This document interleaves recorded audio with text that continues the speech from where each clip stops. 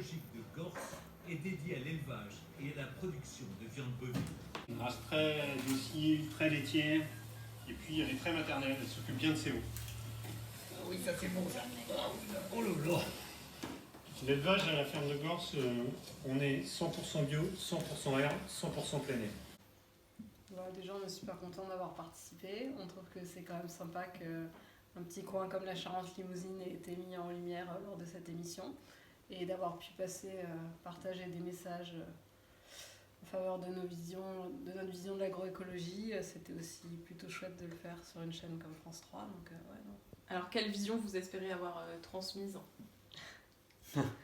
Ah, on espère avoir transmis que en Charente on pouvait s'installer et changer le monde. Ça c'est déjà pas mal. Ouais. Et vous disiez tout à l'heure que vous étiez même surprise d'être la ferme retenue pour la Nouvelle-Aquitaine ? Oui, parce que nous on se lève tous les matins et qu'on a l'impression de faire notre petit chemin, mais tranquille et pas quelque chose d'absolument exceptionnel, pas forcément dans des conditions exceptionnelles, mais c'est vrai que la participation à l'émission permet aussi de voir que, quand même, on est vraiment dans le vent de ce qu'il faut faire actuellement, de ce qu'on appelle aujourd'hui l'agriculture de demain. En fait, c'est maintenant qu'elle se construit et on est dedans. Donc, je crois qu'on n'avait pas forcément...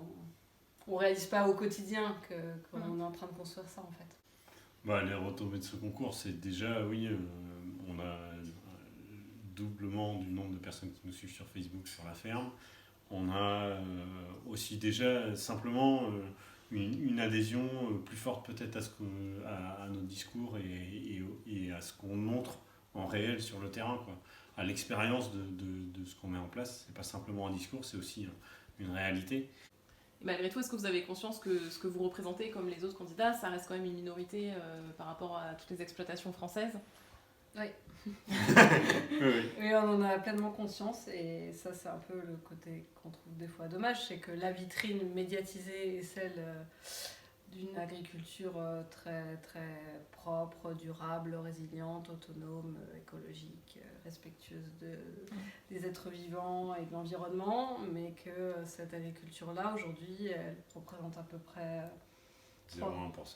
Ouais, allez, on va être gentil, peut-être 3-4% si on dit que...